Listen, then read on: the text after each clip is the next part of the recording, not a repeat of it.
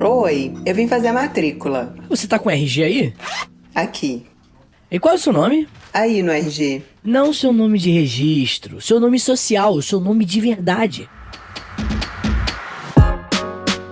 Fala pessoal, meu nome é Vitor Soares, eu sou professor de História. E eu sou a doutora Carlisa Silver, sou médica, psiquiatra e pesquisadora em neurociências. E o assunto de hoje é identidade de gênero. Lembrando que identidade de gênero não tem nada a ver com orientação sexual, hein? Pois é, Carlisa, é importante a gente dar uma definição para ficar mais fácil das pessoas entenderem. Vamos lá. A orientação sexual é por quem eu me sinto atraído. E identidade de gênero é a forma como eu me identifico com relação ao meu gênero. Parece uma definição óbvia, mas se a gente destrinchar dá pra perceber que ela é mais complexa, porque ela engloba a relação com o sexo biológico e, por consequência, com o gênero que foi atribuído à pessoa quando ela nasceu. Exatamente. Um resuminho aqui rapidinho. Nos casos em que a pessoa se identifica com gêneros atribuídos no nascimento, ela é cisgênero. Já quem não se identifica com o gênero atribuído no nascimento é transgênero. Então tem as mulheres trans, que nascem com o órgão masculino, mas se identificam como mulheres, os homens trans, que, ao contrário,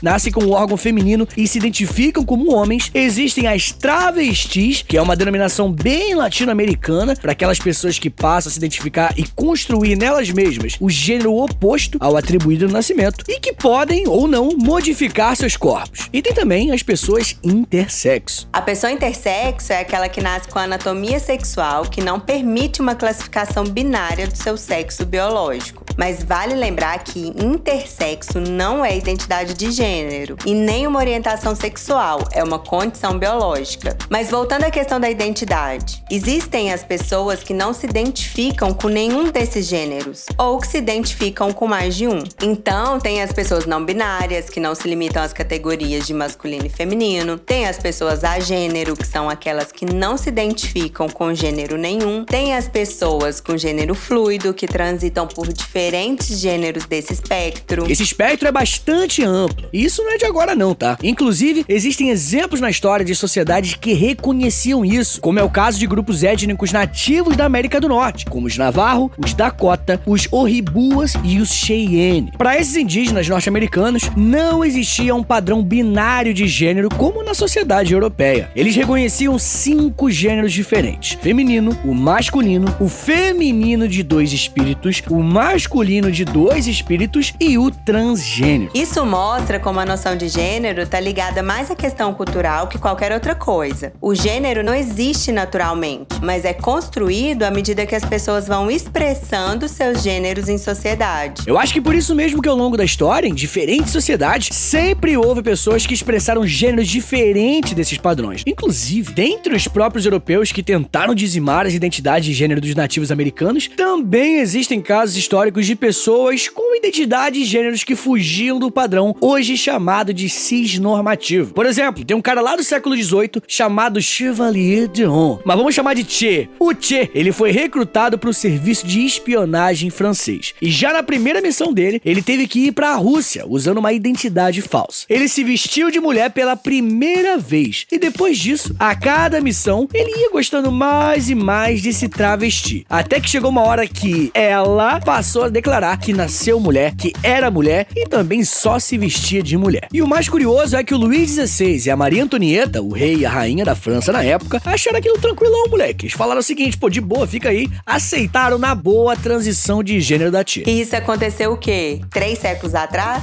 É muito estranho pensar que algo tão individual e pessoal quanto a sua identidade de gênero hoje em dia seja visto como algo tão polêmico. Pois é, e também porque, ao longo dos últimos séculos e décadas, as pessoas com identidade de gênero diferente do padrão cis tiveram mais dificuldade de acessar os seus direitos. Eles acabaram ficando marginalizados na sociedade. Por isso a representatividade é importante, no sentido não só de dar visibilidade, mostrar que essas pessoas existem, mas também de ajudar a fazer com que essas pessoas tenham acesso aos seus próprios direitos. E aí não é só a representatividade, né? A criação de políticas públicas voltadas para essa população também é muito importante. Quanto mais espaço elas ocuparem nas empresas, na cultura dura na política, mais esse diálogo vai reverberar e transformar a sociedade. Exatamente, Carlisa. Vamos fazer ecoar esse diálogo todo e principalmente celebrar a diversidade de gêneros. Cada um com as suas potencialidades próprias, seus olhares próprios que desafiam o que a gente aprendeu que é certo ou errado e nos fazem repensar nossos próprios conceitos e preconceitos.